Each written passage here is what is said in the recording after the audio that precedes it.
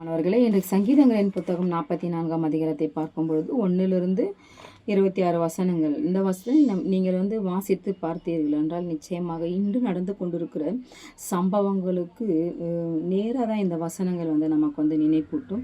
இந்த வசனத்தில் பார்க்கும் பொழுது என் வில்லை நான் நம்பேன், என் பட்டயம் என்னை ரட்சிப்பதில்லை அப்படின்னு சொல்லிட்டு அவர் சொல்கிறாரு. அப்போது நான் எந்த அளவுக்கு யுத்தத்தில் நான் போராடினாலும் என்னோட பட்டயம் என்னோட வில்லை நான் நம்பலை. என்னோட பட்டயம் என்னை ரட்சிப்பதில்லை. ஆனாலும் என்னை ரட்சிக்கிற தேவன் ஒருத்தர் இருக்கார்.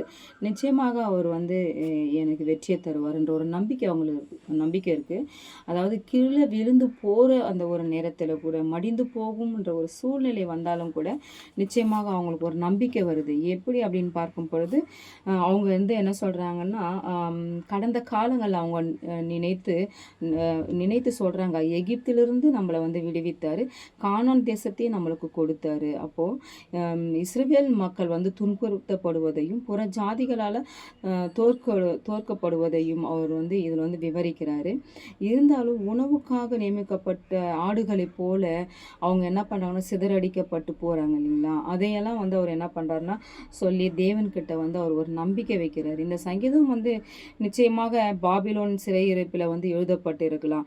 அந்த சமயத்தில் யூதர்கள் தங்கள் மரணத்திற்குள்ள நெருங்கி இருக்கும் பொழுது அதை உணர்ந்து வேணால் இந்த வசனங்கள் எழுதியிருக்கலாம். எப்படின்னு பார்த்தீங்கன்னா, அந்த அளவுக்கு ஒரு மரணத்தை நம்ம சந்திப்போம் அப்படின்ற ஒரு சூழ்நிலையில் நிச்சயமாக தேவன் நம்மளை விடுவிப்பார்.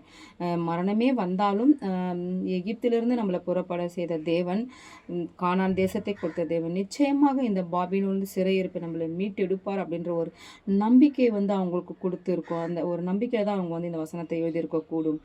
இப்போ இருக்கிற சூழ்நிலையில் கூட இது போல் ஒரு சூழ்நிலையில் தான் நம்ம பார்த்து கொண்டு இருக்கிறோம். நாம் என்ன பண்ணணும்னா அவர்களுக்காக நம்ம ஜெபிக்க வேண்டும். நம்மளுடைய தேவனோட வருகை சமீபமாக இருக்கிறது. அதனால தான் யுத்தங்களை நம்ம கேள்விப்படுறோம், அதில் நம்ம பார்த்துட்டு இருக்கோம். நாம் அவர்களுக்காக நாம் ஜெபித்து தேவன் அவர்களுக்காக யுத்தம் செய்வார். என் வில்லை நான் நம்பேன், என் பட்டயம் என்னை ரட்சிப்பதில்லை.